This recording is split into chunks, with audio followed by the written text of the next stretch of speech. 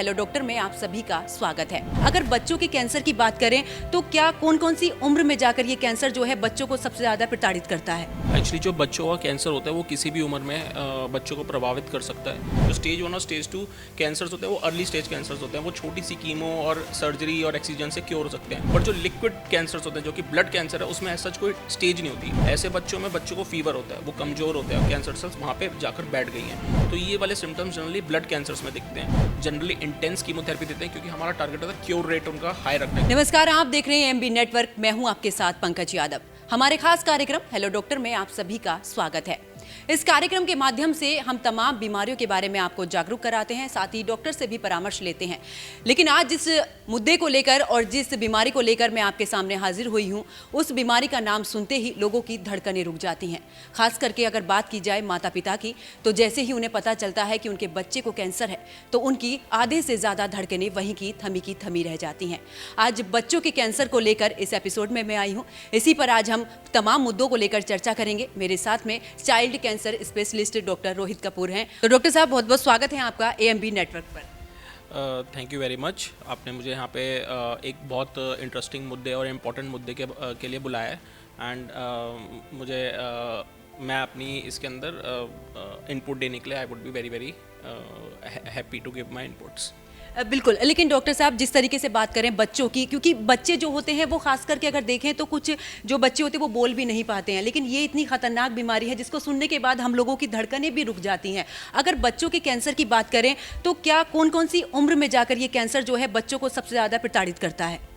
Actually जो बच्चों का कैंसर होता है वो किसी भी उम्र में बच्चों को प्रभावित कर सकता है। कुछ कैंसर्स जो होते हैं वो कभी कभी जो बच्चे होते हैं they are born with that cancer. It is known as congenital leukaemia, मतलब पैदा होने के बाद ही इमीडिएटली ब्लड कैंसर हो जाता है, बट वो बहुत रेयर है। वो जनरली इन्फेंट्स में जो होता है, जो ब्लड कैंसर होता है वो भी पाया जा सकता है। पर जो मोस्ट कॉमन जो कैंसर की जो एज ग्रुप है जो बच्चों का है वो 4 to 7 ईयर्स है, और उसमें ल्यूकीमियाज होते हैं वो सबसे ज़्यादा कॉमन होते हैं। और most commonly acute lymphoblastic leukaemia जो कि एक टाइप ऑफ ब्लड कैंसर है, वो मोस्ट कॉमन कैंसर होता है। Second most common cancer generally western जो कंट्रीज होती हैं उसके अंदर ब्रेन ट्यूमर्स होते हैं, और थर्ड मोस्ट कॉमन लिम्फोमास होते हैं। बट इंडिया के अंदर ल्यूकीमियास जो कि ब्लड कैंसर, लिम्फोमा मतलब गांठों का कैंसर, और क्या कहते हैं जो ब्रेन ट्यूमर होता है, जो ब्रेन का कैंसर होता है, वो इंडिया के अंदर मोस्ट कॉमन है according to the Indian registry database. Doctor साहब, अगर जिस तरीके से बात करें, आप मैक्स हॉस्पिटल में हैं और वहाँ पर ट्रीटमेंट आप करते हैं, लेकिन अगर मैं बाकी डॉक्टर्स की बात करूँ जो कि छोटे शहरों में हैं और जो लक्षण होते हैं मोस्टली सेम होते हैं, क्योंकि अदर बीमारी के भी बुखार आना, बच्चों को और दूसरी बीमारियों से इस तरीके से पीड़ित होना, लेकिन अगर बात करें कैंसर का कौन सी स्टेज पर जाकर बच्चों का पता चल पाता है? जी, ये क्वेश्चन बहुत ज़्यादा अच्छा है। एक्चुअली जो सॉलिड ट्यूमर्स होते हैं उनकी स्टेजिंग हम कर सकते हैं, मतलब उन्हें स्टेज 1, 2, 3, 4 स्टेज दे सकते हैं। जो अर्ली स्टेज कैंसर्स होते हैं वो स्टेज 1 और स्टेज 2 होते हैं। जो लेटर स्टेजेस होते हैं स्टेज 3, स्टेज 4 कैंसर्स जो होते हैं उनका जो ट्रीटमेंट होता है बहुत इंटेंस होता है, उनका बहुत स्ट्रॉन्ग ट्रीटमेंट होता है, क्योंकि उसके अंदर रिलैप्स के चांसेस हाई होते हैं, क्योंकि वो फैला हुआ कैंसर होता है स्टेज 3 और स्टेज 4। जो स्टेज 1 और स्टेज 2 कैंसर्स होते हैं वो अर्ली स्टेज कैंसर्स होते हैं, वो छोटी सी कीमो और सर्जरी और ऑक्सीजन से क्योर हो सकते हैं। बट ये सॉलिड ट्यूमर्स जो कि हम छूकर पता लगा सकते हैं कि ये ट्यूमर है, उसको हम ट्रीट कर पाते हैं इस केस में। पर जो लिक्विड कैंसर्स होते हैं जो कि ब्लड कैंसर है उसमें ऐसा कोई स्टेज नहीं होती। उसके अंदर हम ब्लड कैंसर में साइटोजेनेटिक्स यानी मॉलिकुलर एनालिसिस करते हैं देखने के लिए कितनी बैड है मैलिग्नेंसी, क्रोमोसोमल का एनालिसिस करते हैं कितनी बैड है मैलिग्नेंसी, क्योंकि उसके अंदर कोई जो ब्लड कैंसर होता है उसमें कोई स्टेज नहीं होती। It is like it has to be treated by chemotherapy, but the thing is the stage is only molecular. So this is the main difference between the staging of the blood cancers as well as the solid tumour. अब regarding the जो blood tumours होते हैं, blood cancers होते हैं, उनके अंदर basically हम जो कीमोथेरेपी देते हैं बच्चों को एडमिट करके कीमोथेरेपी देते हैं, इसे कहते हैं इंडक्शन कीमोथेरेपी। जो सॉलिड ट्यूमर्स होते हैं उनके अंदर ऐसा इंडक्शन कीमोथेरेपी होती है और कंसोलिडेशन कीमोथेरेपी होती है, और ब्लड कैंसर्स के अंदर भी इसी तरह की कीमोथेरेपी होती है। बट दोनों का जो कीमोथेरेपी का रेजिमेन होता है वो डिफरेंट होता है। सो ये दोनों अलग तरीके से डिवाइड होते हैं, अलग तरीके से ट्रीट होते हैं। इसलिए पीडियाट्रिक हेमाटोलॉजी में ब्लड कैंसर ट्रीट होते हैं, और पीडियाट्रिक ऑन्कोलॉजी में उसमें सॉलिड ट्यूमर्स जो कि बच्चों के पैल्पेट होने वाले कैंसर जो सॉलिड ऑर्गन से डेवलप होते हैं, जैसे कि बोन्स, जैसे कि ब्रेन, जैसे कि लिवर, किडनी, इनके जो कैंसर्स होते हैं वो सॉलिड ट्यूमर्स में आते हैं। इनकी स्टेजिंग होती है और इनका ट्रीटमेंट कीमोथेरेपी से होता है, जो कि थोड़ी सी डिफरेंट होती है as compare to the blood cancer, and इनका मैनेजमेंट भी बेस्ड अपॉन द स्टेज ही होता है। बिल्कुल डॉक्टर साहब, ये जो थेरेपी है वो तो आगे का इलाज रहता है, लेकिन इस पर ज़रूर बात करेंगे। लेकिन अगर बात करें बच्चों के स्टेज की, क्योंकि जो डॉक्टर्स होते हैं वो ट्रीटमेंट करते रहते हैं कि बुखार है और बच्चे को थोड़ी तकलीफ है, तो वो निमोनिया हुआ या इन सब चीज़ों को लेकर करते हैं मोस्टली। अगर बात करें इस दौरान कैंसर की, तो जो वो डॉक्टर होते हैं जब जाके पता चल पाता है जब हम टेस्ट कराते हैं, लेकिन शुरुआती लक्षण की अगर बात करें, क्योंकि बच्चे जो होते हैं काफ़ी सेंसिटिव होते हैं, कुछ बच्चे जो बोल भी नहीं पाते हैं, तो वो आखिरकार उन डॉक्टर्स के लिए आप क्या कहेंगे कि वो किस तरीके से इस चीज़ के लिए जागरूक हों ताकि जो आने वाले समय में वो एकदम हाई लेवल वाले स्टेज पर ना पहुंचे? एब्सोल्युटली, एक्चुअली जिससे कि जो बच्चे हैं वो हाई लेवल की स्टेज पे ना पहुंचे, जो कि कोरोना में हुआ था, क्योंकि जो मदर और फादर थे वो उन्होंने कोरोना के डर से वो हॉस्पिटल गए नहीं, तो बच्चे अर्लियर स्टेज में कैंसर में थे, स्टेज 1 या स्टेज 2 में थे। जब वो हमारे से मिले वो स्टेज 3 स्टेज 4 कैंसर में मिले हमें। तो कोरोना के डर से कुछ पेशेंट्स आए नहीं अस्पताल में अपने बच्चों को लेकर, और उसकी वजह से उनकी हायर स्टेज में डायग्नोसिस हुआ। अब अगर हम बात करें किस तरीके के सिम्टम्स आते हैं जो बच्चे होते हैं कैंसर के, जो ब्लड कैंसर होते हैं उनके सिम्टम्स अलग होते हैं, और जो सॉलिड कैंसर्स होते हैं जो कि kidney, liver, bone, brain, kidney और लिवर, मतलब इस तरीके के जो कैंसर्स होते हैं वो उनका जो साइन एंड सिम्टम्स होते हैं, मतलब जो दिखता है, मतलब शरीर में जो चेंजेस होते हैं वो डिफरेंट होते हैं। जो ब्लड कैंसर होता है उसमें ब्लड कम बनेगा, प्लेटलेट कम बनेगी, TLC जो होगा, जो टोटल ल्यूकोसाइट काउंट जिसे कहते हैं, वो हाई भी हो सकता है, लो भी हो सकता है। उसको बोन मैरो से डायग्नोस करते हैं। बोन मैरो एक सुई डालकर डायग्नोसिस करा जाता है, जिसके अंदर सुई से जो हिप बोन होती है वहाँ से ब्लड निकाला जाता है, उसे देखा जाता है माइक्रोस्कोप में देखने के लिए कि किस चीज़ का जो है, जो प्लेटलेट्स बन रही हैं सही, या ब्लड सही से बन रहा है, या जो ल्यूकोसाइट्स हैं वो सही से बन रही हैं, वो नहीं या नहीं बन रही हैं। ऐसे बच्चों में बच्चों को फीवर होता है, वो कमज़ोर होते हैं, उन्हें रैशेस डेवलप होते हैं, उन्हें ब्लीडिंग टेंडेंसीज बेसिकली डेवलप होती है। उनका लिवर और स्प्लीन जो होता है, एक ऑर्गन होता है जहाँ पे हमारी एंटीबॉडी प्रोडक्शन होती है, वो कभी कभी बढ़ जाता है, जो कि एक्स्ट्रामेडुलरी हेमेटोपोइसिस को इंडिकेट करता है और इन्फिल्ट्रेट करता है कि कैंसर सेल्स वहाँ पे जाकर बैठ गई हैं। तो ये वाले सिम्टम्स जनरली ब्लड कैंसर्स में दिखते हैं। लिम्फोमास में गांठों की तरह जो कैंसर होता है वो दिखता है, जैसे कि गर्दन में बच्चे की गांठ हो गई है, बगल में बच्चे की गांठ हो गई है, छाती में सांस लेने में उन्हें परेशानी होती है, क्योंकि छाती में जो गांठें होती हैं वो बड़ी होती है, तो सांस लेने में परेशानी होती है। जनरली लिम्फोमास में होते हैं, तो उसमें हॉजकिन और नॉन हॉजकिन लिम्फोमा होता है, वो कॉमनली कैंसर्स होते हैं, जो कि जिनका ट्रीटमेंट ऑब्वियसली पॉसिबल है।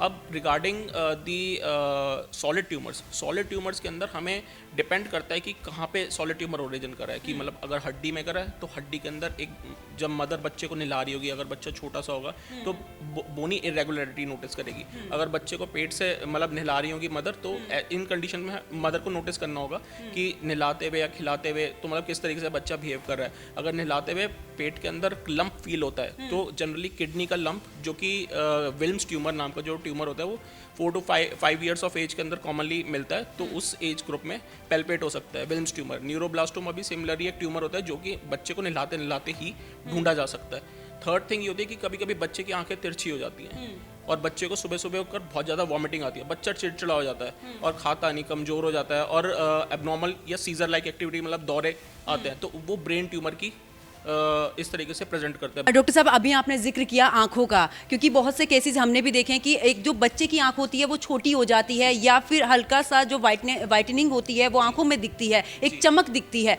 तो क्या वो कैंसर की स्टार्टिंग है? क्या उस पर ध्यान देना माता पिता को बहुत ज़रूरत है?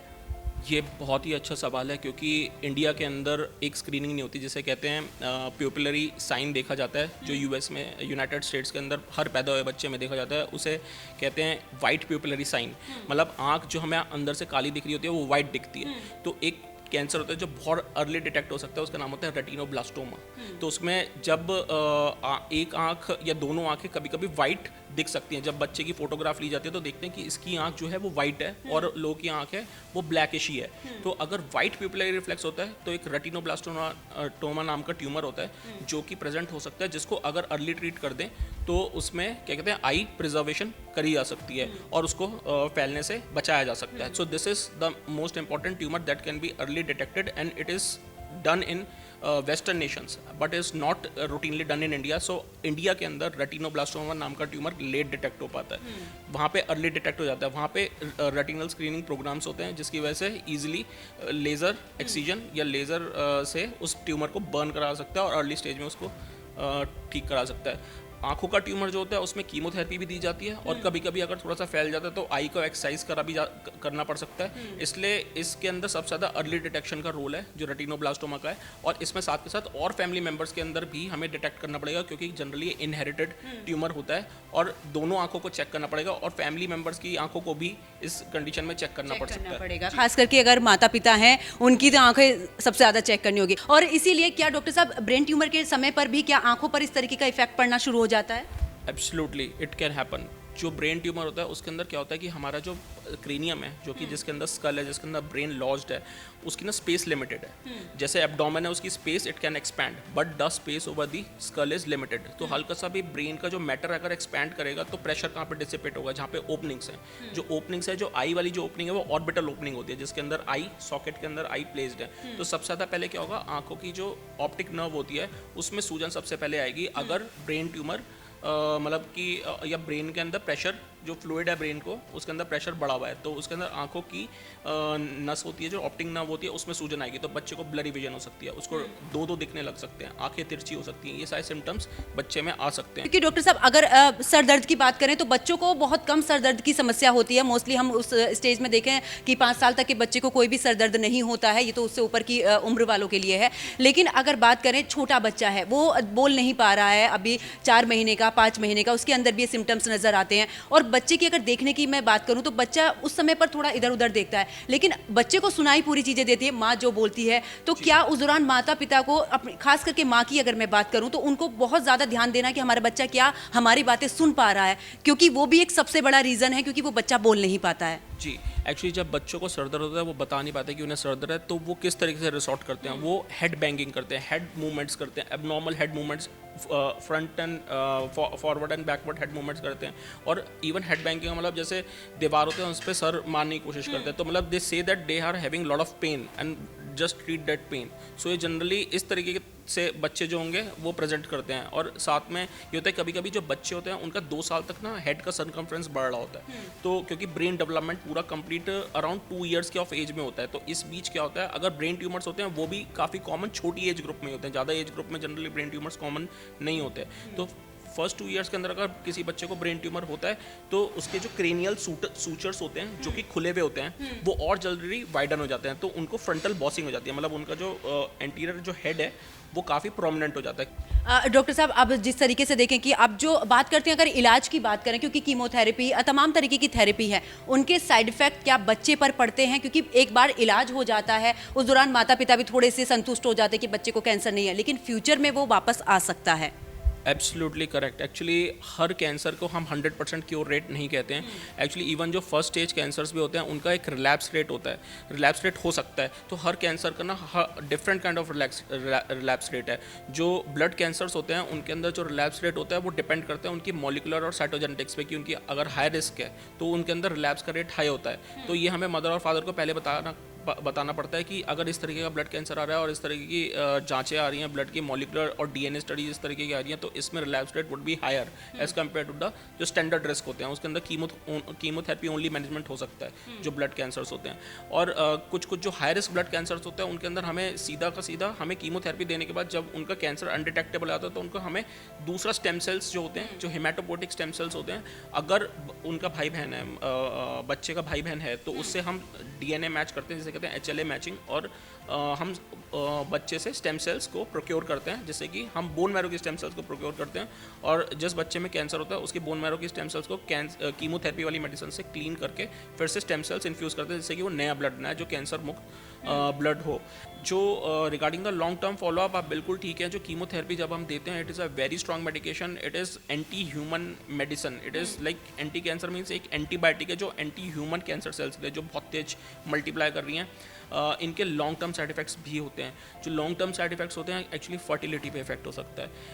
आगे कहते हैं बच्चा जो होता है पैदा करने की क्षमता थोड़ी कम होती है, क्योंकि मीनोपॉज जल्दी हो जाता है जो मदर्स होती हैं, और जो लड़के होते हैं ना एज़ोस्पर्मिया मतलब वो भी डेवलप हो सकता है, प्लस उनकी हाइट इफेक्ट हो सकती है, क्योंकि बहुत सारा स्टेरॉयड इनटेक कुछ मैलिग्नेंसीज होते हैं जैसे कि एक्यूट लिम्फोब्लास्टिक ल्यूकीमिया, उनकी हाइट इफेक्ट हो सकती है, उनकी बोन मिनरल डेंसिटी कम हो सकती है, उनका एंडोक्राइन इश्यूज हाइपोथायरॉयडिज्म हो सकता है, कभी कभी ब्रेन के अंदर रेडिएशन देनी पड़ती है में जो कि एक्यूट लिम्फोब्लास्टिक ल्यूकीमिया में होता है। उसमें क्या होता है कि अगर ब्रेन में रेडिएशन देंगे तो एंडोक्राइन ऑर्गन सारे ब्रेन के हाइपोथैलेमस और पिट्यूटरी से कंट्रोल होते हैं, तो उनका छोटी हाइट हो सकती है, उनका हार्मोनल स्टेटस चेंज हो सकता है, उनको थायराइड की दिक्कतें हो सकती हैं। डॉक्टर साहब, क्योंकि जिस तरीके से आप बच्चों के स्पेशलिस्ट हैं, तो कितना मुश्किल होता है, क्योंकि बड़ों के कैंसर की जो थेरेपी हम देते हैं, बड़े जो होते हैं उनको थोड़ा सा वो बर्दाश्त कर पाते हैं, लेकिन बच्चे तो बहुत नाजुक होते हैं, उनके लिए कितनी परेशानी होती है और कितना आपको भी उस दौरान कितनी चुनौतीपूर्ण परेशानी रहती है कि उन बच्चों से उस चीज़ की उस दौरान इलाज करना उनका और उनकी उस सिचुएशन से गुजरना कितना मुश्किल भरा। ये क्वेश्चन भी बहुत अच्छा है। एक्चुअली सबसे इंपॉर्टेंट चीज़ होती है, हम सबसे पहले ना मदर और फादर को सब समझाते हैं क्या कीमोथेरेपी है, क्या कीमोथेरेपी का प्रोटोकॉल है, कब कब उन्हें आना है, कौन कौन सी कीमोथेरेप्यूटिक एजेंट्स इसके अंदर दवाइयाँ दी जाएंगी, कौन कौन से कीमोथेरेप्यूटिक इफेक्ट से क्या क्या साइड इफेक्ट्स हैं, उन्हें अच्छे से उन्हें बिठाकर उन्हें समझाना पड़ता है। उन्हें ये भी समझाना पड़ता है जो रिसेंट रिसर्च हुई है उसके अंदर क्या क्या आउटकम्स मिले गए हैं, और उन्हें ये भी बताना पड़ता है क्या क्या कॉम्प्लिकेशंस एंटिसिपेटेड है, कि मतलब अगर बुखार होगा तो बच्चे को वापस हॉस्पिटल आना है, एंटीबायोटिक्स देनी पड़ेंगी क्योंकि उनका लड़ने की क्षमता कम है, क्योंकि कीमो से TLC डाउन हो जाता है। तो ये सारी चीज़ें उन्हें बतानी पड़ेंगी। प्लस ये भी है कि ब्लड ट्रांसफ्यूजन्स, प्लेटलेट ट्रांसफ्यूजन्स, ये सारी चीज़ें भी उन्हें समझानी पड़ सकती हैं। जो बच्चे होते हैं as contrary to adults, they tolerate chemotherapy much better actually, because उन्हें डायबिटीज़ नहीं होती, उन्हें हाइपरटेंशन नहीं होती, उन्हें डिसलिपिडीमिया नहीं होते, उनका क्या कहते हैं, उनका जो ऑर्गन डिस्फंक्शन होता है कम होता है। तो बच्चों को हम जनरली इंटेंस कीमोथेरेपी देते हैं क्योंकि हमारा टारगेट होता है क्योर रेट उनका हाई रखना है, क्योंकि उनकी बहुत लंबी ज़िंदगी ahead they have to live, and the main thing is that so we tend to be very intense with the children, and the chemotherapeutic protocols जो हैं they are much intense in the kids as compared to the adults, and adult chemotherapeutic protocols are much managed like in that way कि उनका जो diabetes और hypertension और उनकी kidney function test और liver function test है, दवाइयों की डोजिंग को हमें प्रोटोकॉल के हिसाब से थोड़ा कम करना पड़ता है, जिससे कि उनको थोड़ी एक्स्ट्रा डोज मिल गई तो बहुत टॉक्सिसिटी हो जाती है। डॉक्टर साहब, अगर बात करें, क्योंकि कभी कभी क्या होता है, कुछ कैंसर जो होते हैं जब मदर प्रेगनेंसी में रहती हैं उस दौरान भी कुछ बच्चों के ऐसे केसेस आते हैं, जब वो बच्चे पैदा होते हैं उस दौरान पता चलता है कि कैंसर है उसे। तो क्या कुछ ऐसी जांच भी है कि प्रेगनेंसी के दौरान पता चल सके कि जो बेबी है वो उसको कैंसर है? एक्चुअली ये बहुत ज़्यादा अच्छा क्वेश्चन है। अब ये पॉसिबल है एक्चुअली जब mother is pregnant, and first हमें एक्चुअली फैमिली हिस्ट्री सबसे इंपॉर्टेंट लेनी पड़ती है इस केस के अंदर। जो फैमिली हिस्ट्री होती है उसके अंदर कुछ कैंसर्स इनहेरिटेड होते हैं, जैसे कि कुछ सिंड्रोम्स होते हैं, जैसे लीफ-रोमेनी सिंड्रोम्स हो गया, फैमिलियल कैंसर सिंड्रोम्स जनरली जो होते हैं उनके अंदर इनहेरिटेंस होती है कैंसर की। तो मतलब किसी के फैमिली में अगर ब्रेस्ट कैंसर है, कोलन कैंसर है, या फिर किस तरीके का ल्यूकीमियाज हैं, तो उनकी फैमिलीज़ के अंदर उनके बच्चों को ज़्यादा कैंसर होने के रिस्क हायर होता है, क्योंकि एक जीन है जो कि आ रहा है, एक फिक्स्ड कंपोनेंट है जो कि ट्रांसमिट हो रहा है एक जनरेशन से दूसरी generation, and main issue is the cancer can happen at any time. इसका एक सबसे बड़ा एग्जांपल है जो आपने पहले ही मेरे से डिस्कस करता है, जो रेटिनोब्लास्टोमा होता है, जिसमें आई जनरली वाइट अपीयर होती है। उसके अंदर generally familial predisposition, cancer predisposition syndrome है, जिसके अंदर दोनों आंखों में भी डेवलप हो सकता है कैंसर, एक आंख में भी डेवलप हो सकता है, और फैमिली के अंदर एक फैमिली मेंबर को हो भी सकता है कि वो कैरी कर रहा हो, उसमें आई कैंसर की हिस्ट्री हो। आई कैंसर के अलावा दूसरे कैंसर्स भी इसमें हो सकते हैं, क्योंकि ट्यूमर सप्रेसर जीन्स होते हैं, वो कैरी करे जाते हैं एक जनरेशन से दूसरी जनरेशन, और अगर वो दूसरा हिट हो जाता है, मतलब दूसरा जीन भी खराब हो जाता है ट्यूमर सप्रेसर का, तो कैंसर डेवलप होने के चांसेस हो सकते हैं। एक कंडीशन होती है जिसे कहते हैं कॉन्जेनिटल ल्यूकीमिया। इसमें ये होता है कि जो बच्चा होता है जब पैदा होता है उसका TLC बहुत हाई होता है और वो कैंसर इन यूट्रो ही डेवलप होता है। तो इसका भी ट्रीटमेंट है, interferon protocol we can use and we can treat infantile leukaemias. और एक मोस्ट कॉमन कैंसर जो कि pre B cell acute lymphoblastic leukaemia, जो एक टाइप का ब्लड कैंसर है, वो सबसे पहला जो उसकी म्यूटेशन होती है वो इन यूट्रो ही होती है। और जो जनरली कैंसर कॉजिंग सेल्स होती है वो इन यूट्रो ही प्रेजेंट होती हैं, पर वो जो कैंसर होता है 4 to 7 ईयर से मोस्ट कॉमनली अपीयर होता है। कुछ लोगों के अंदर अपीयर हो सकता है, कुछ लोगों में अपीयर नहीं हो सकता। सो मेन थिंग इज़ कि amniotic fluid sampling and chorionic villous sampling करी जा सकती है जब क्या कहते हैं, जब मदर प्रेग्नेंट है between 11 to 13 weeks of gestation, and if there is a familial cancer predisposition syndrome और repeated cancers हैं फैमिली में, जैसे कि लीफ-रोमेनी सिंड्रोम है, P53 म्यूटेशन है, तो उसके अंदर अगर वो पॉजिटिव आती है तो we can explain the mother and father that these are the conditions that can happen in future, कि मतलब ये वाले कैंसर डेवलप हो सकते हैं, ये वाली कंडीशन डेवलप हो सकती है, बट हम एब्सोल्यूट फुली उसमें ये नहीं कह सकते कि इतने परसेंटेज पक्का होगा, but there is a chance, so you can decide. Okay, so main issue is the genes and second issue is the environmental issue, उसके अंदर की लोकेशन क्या है, रेडिएशन एक्सपोजर तो नहीं है, पावर प्लांट्स के पास तो नहीं रहते जो कि न्यूक्लियर पावर प्लांट्स होते हैं, पेस्टिसाइड एक्सपोजर तो नहीं है, ऑर्गेनोफॉस्फोरस एक्सपोजर तो नहीं है, इस तरीके की चीज़ें। जैसे कि जहाँ पे नदियाँ होती हैं वहाँ पे क्या होता है, पेस्टिसाइड्स क्या कहते हैं वाटर के अंदर होती है, तो उन जगहों पे कैंसर के इंसिडेंसेस ज़्यादा होते हैं। डॉक्टर साहब कहते हैं कि खान पान जो होता है हमारा बहुत ज़्यादा अहम ज़रूरी होता है और इस दौरान हमें उसका खास करके ध्यान रखना चाहिए। अगर मैं प्रेगनेंसी के दौरान की बात करूं और माता पिता में से किसी को कभी कोई कैंसर नहीं है, फैमिली में किसी को कोई कैंसर नहीं है, इस दौरान हम क्या कुछ चीज़ों पर ऐसे रोकथाम करें ताकि जिस वजह से वो कैंसर बच्चे को ना हो पाए? This is a very very good question and actually इसमें कई सारे, जैसे कि कैंसर के रिस्क फैक्टर्स हैं, कुछ डाइटरी रिस्क फैक्टर्स हैं, कुछ जेनेटिक रिस्क फैक्टर्स होते हैं, कुछ रेडिएशन एक्सपोजर होता है, पेस्टिसाइड एक्सपोजर होता है, इस तरीके के जनरली रिस्क फैक्टर्स होते हैं। एंड जो मदर होती है उसकी जो डाइट है प्रेगनेंसी में सबसे इंपॉर्टेंट होती है, जिसके अंदर जो मदर होती है उसको कुछ फूड्स प्रिवेंट करने चाहिए, लेने नहीं चाहिए, जिससे कि जो इन यूट्रो बच्चा है जिसको कैंसर की टेंडेंसी ना डेवलप हो। जैसे सोयाबीन रिच थिंग्स होती हैं, जैसे कि उससे कॉन्जेनिटल AML होने के चांसेस होते हैं, जो कि एक टाइप का ब्लड कैंसर है। तो सोयाबीन जो होता है प्रेगनेंसी में जनरली अवॉइड करा जाता है। जो सोया बेस्ड प्रोडक्ट्स होते हैं, जैसे जो चाउमिन के अंदर ब्लैक कलर का सोया डलता है, सोया सॉस डलती है, that has to be avoided. So these are the main things. And plus जो प्रोसेस्ड फूड्स हैं एंड क्या कहते हैं लिकर हो गया, जैसे अल्कोहल हो गया, उसकी वजह से फीटल अल्कोहल सिंड्रोम हो सकता है और बच्चों के अंदर भी कैंसर हो सकता है। ALL का इंसिडेंस बढ़ जाता है। तो मदर को स्मोकिंग से रिस्ट्रेन करना चाहिए, पैसिव स्मोक से दूर रहना चाहिए, अल्कोहल इनटेक से दूर रहना चाहिए, सोयाबीन रिलेटेड जो प्रोडक्ट्स होते हैं उनसे दूर रहना चाहिए, जिनसे इनसे जनरली ल्यूकीमियाज कॉमन होते हैं। कुछ प्रोफेशंस होते हैं जिनके अंदर जो फादर होते हैं उनके प्रोफेशंस में भी कुछ ब्लड क्या कहते हैं कुछ कैंसर्स पाए गए हैं। जैसे कि एक विल्म्स ट्यूमर है, उसके अंदर ये पाया गया है कि जो फादर हैं जो मैकेनिक इंडस्ट्रीज़ में जहाँ पे ऑयल और डीजल एक्सपोजर होता है, जो मैकेनिकल इंडस्ट्रीज़ होती हैं, उनके बच्चों के अंदर विल्म्स ट्यूमर नाम की बीमारी, जो कि रीनल कैंसर होता है बच्चों में, वो पाया गया है, मतलब स्टडीज़ में मिला गया है जी। सो मेन थिंग इज़ कि इन्वायरमेंटल कॉजेज़ भी होते हैं इसके और एक्वायर्ड कॉजेज़ भी होते हैं। एक्वायर्ड कॉजेज़ वो हमारे हाथ में है और एनवायरमेंटल कॉजेज़ जो होते हैं वो भी हमारे हाथ में, पर जेनेटिक कॉजेज़ हमारे हाथ में नहीं है। पर जो जेनेटिक कॉजेज़ है वो बहुत रेयर है, एनवायरमेंटल कॉजेज़ बहुत कॉमन है। तो most of the 95% of the things are in our hands. So we have to take care of the food, जो सराउंडिंग्स, जो वाटर है और जो प्रोसेस्ड फूड्स हैं और जो अल्कोहल है, स्मोकिंग, पैसिव स्मोकिंग और and all these things which I have already discuss, उनको अवॉइड करने से भी प्रिवेंट हो सकता है कैंसर।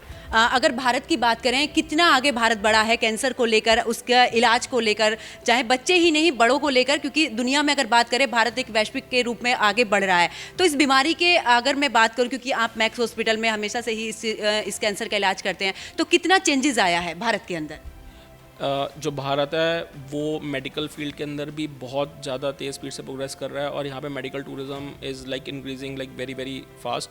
एंड जो मेनली मिडिल ईस्ट कंट्रीज़ हैं और जैसे कि साउथ ईस्ट एशियन रीजन है, जहाँ पे थैलेसीमिया हो गया, या फिर थैलेसीमिया एक ब्लड कैंसर नहीं है, वैसे हीमोग्लोबिनोपैथी है, पर कई सारे ल्यूकीमियाज होते हैं जो कि वहाँ पे अच्छे से ट्रीट नहीं हो पाते हैं या उनका ट्रीटमेंट का इलाज की कॉस्ट बहुत हाई होती है, तो वो भारत आते हैं। भारत में भी सारी फैसिलिटीज़ डेवलप हो गई हैं, जैसे कि ट्रांसप्लांट की फैसिलिटीज़, हैपा फिल्टर वाले रूम्स और stem cell collection, stem cell storage.